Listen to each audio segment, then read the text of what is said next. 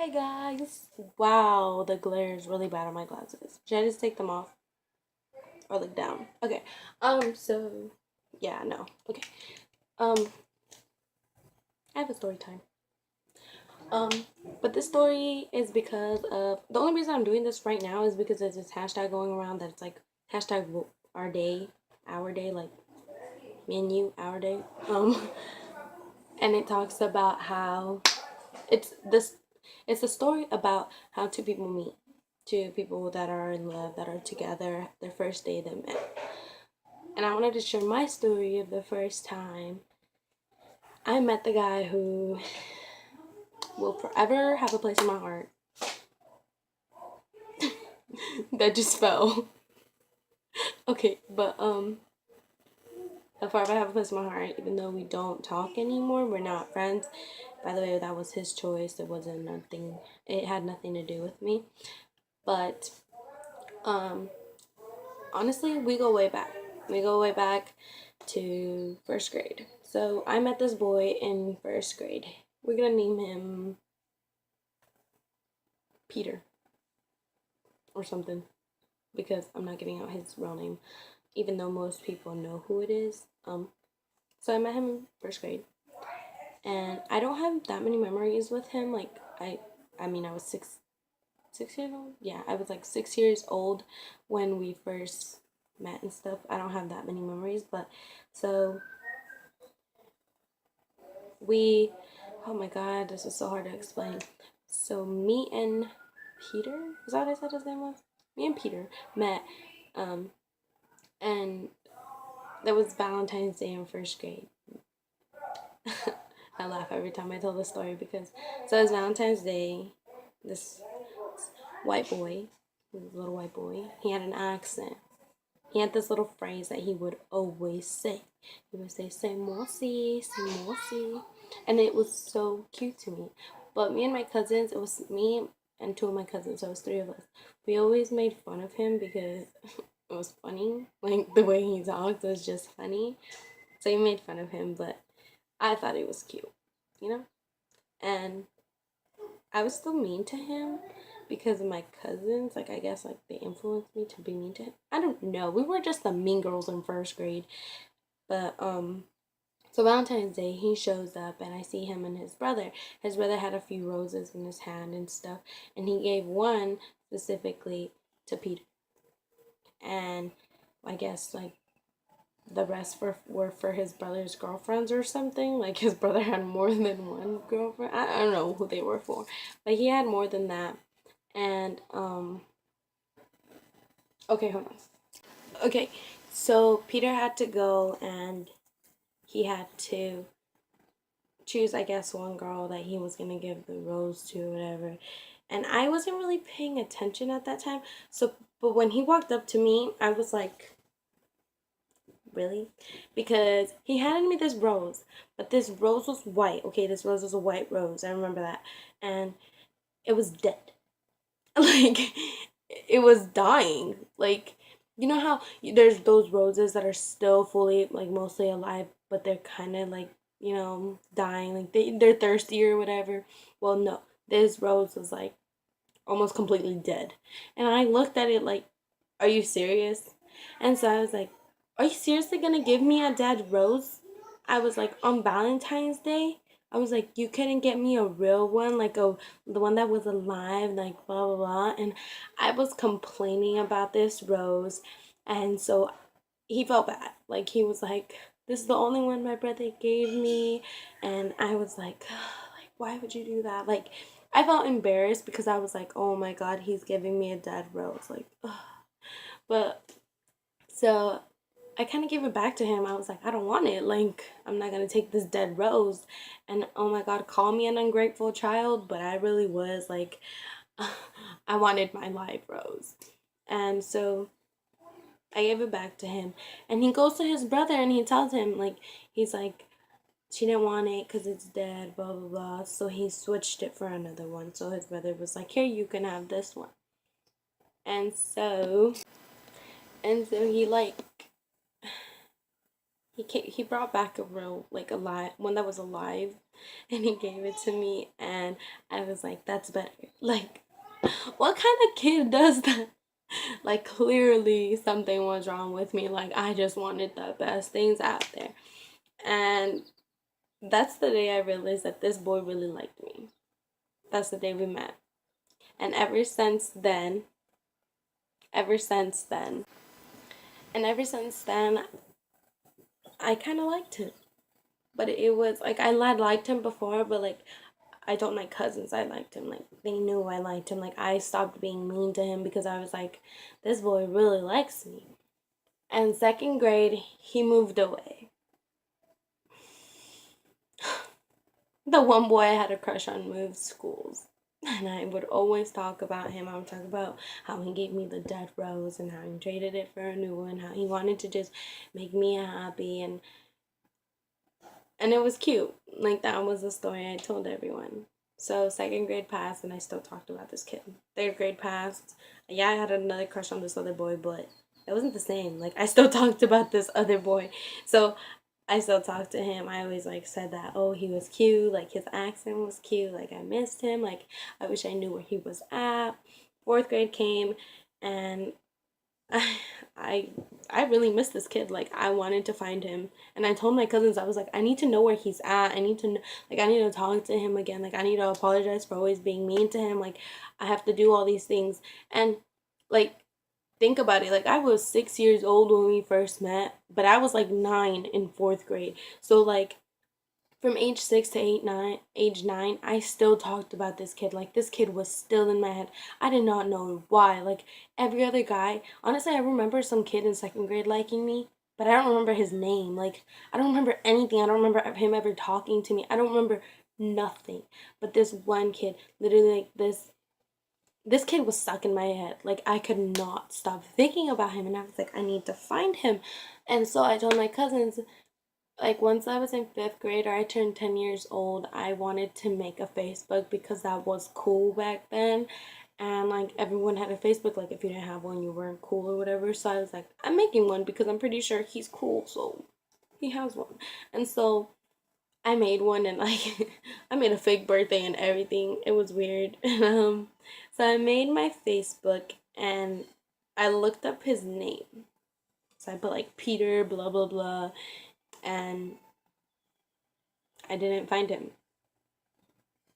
So then I kept looking because I wasn't gonna give up on finding this kid. I kept telling myself, like, Vanessa, you need to find him and you need to apologize. Like, you need to do this.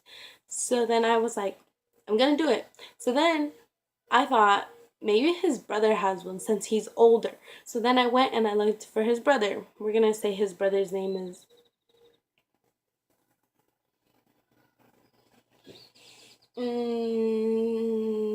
Richard. Richard and Peter.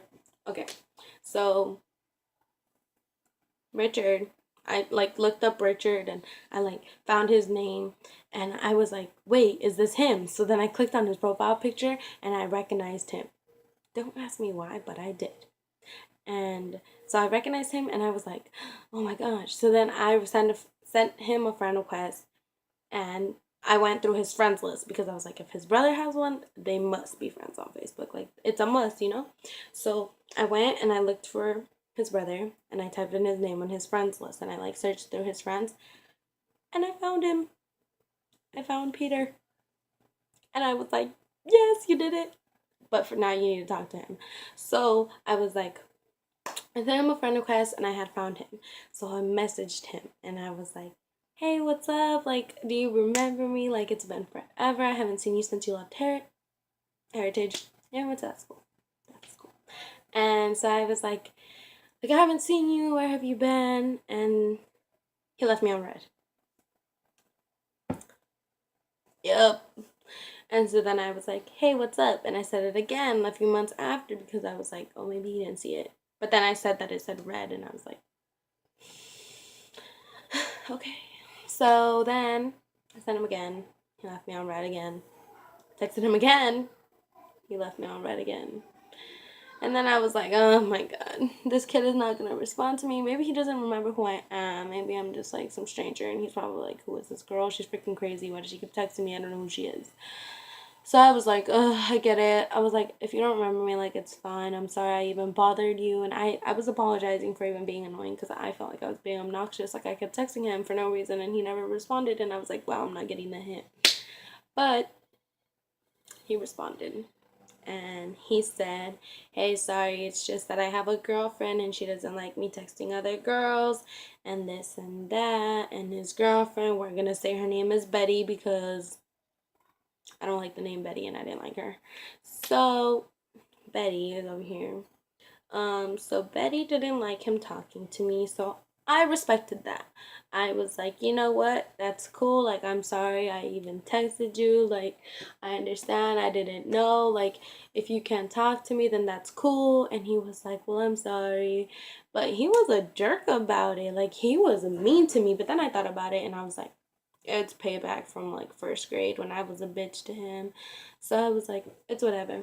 And so he like texted me and it turns out they broke up and he texted me and he's like, hey, so like me and my girlfriend broke up, but what's up? Like we need to catch up on things. And so he was starting to be really nice to me. And he's like, yeah, I do remember you. And then he tells me, he's like, you were the one girl I had a crush on in first grade. That made me happy because he remembered me. And it wasn't just me who was always thinking about him. Like, he remembered me too. But he said that he thought he was never going to see me again after he moved. And he never thought of looking for me because he was like, what's the point, you know, since I also did push him away. But I was like, well, I found you. And so end of 8th grade, we talked on and off through the years. Like, it was every once in a while. We didn't talk every day till like end of 8th. During freshman year was when we started like talking. So we started like, you know, flirting, calling each other little cute names like Layla, my princess, like all this like talking stuff. And I realized I had eyes for only him. I didn't really like anyone else. And I was like, this is the man I'm gonna marry because I mean, look at our story. We started off at age 6 and it was like, I was like, what, 14 in ninth grade? Yeah, 14.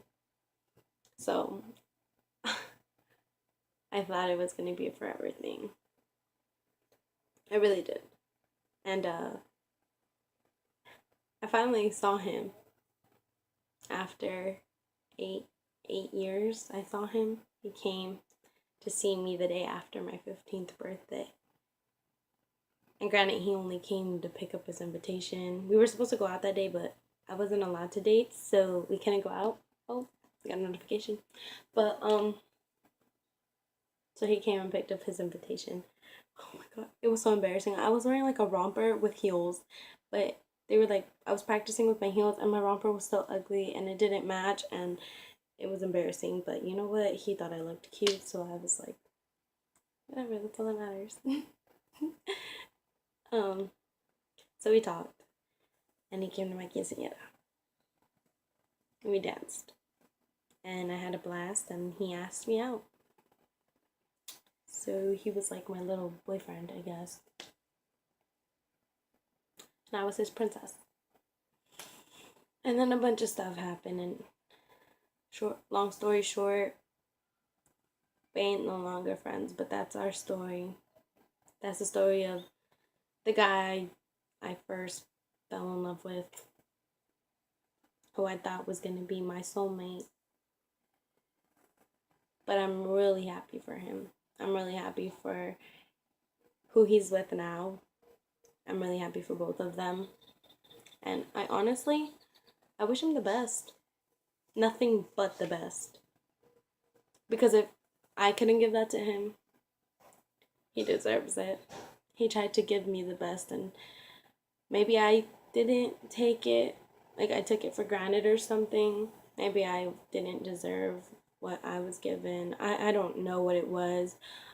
things just happened so quickly. Honestly, I don't know how things just switched up. Honestly, I played a prank on him, and I guess that kind of messed us up. I didn't think it was gonna like mess things up seriously, like long term. I thought it was gonna be like he was gonna be mad for a few days or something, but turns out he wasn't. I did kind of hurt him in a way, but I didn't do it intentionally. I guess he got hurt after we had broken up, because we broke up like a few months afterwards, and I started like talking to this other guy, because I was like, I'm not gonna let you like, I'm not gonna, waste my time anymore. Like I thought he was done with me forever, so I was like, I'm not gonna like waste my time. So I started talking to this one guy, and I guess that hurt him. Like he didn't want to see me with somebody else, and I felt bad, but at the same time, like I was single. What was I supposed to do? I don't know, but he's happy, and I'm happy for him. And I honestly saw him today, and all I gotta say, Peter, is that if you see this video, thanks for being the first guy to show me what true love was. Although you weren't my forever and always. I'm I hope you have your forever and always, and you're happy ending, you're happily ever after with somebody, whoever it is. I wish you the best.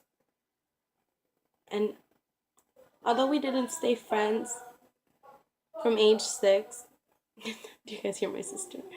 Um, Although we didn't stay friends from age 6 till now, or till we got old, I'm really thankful for our friendship.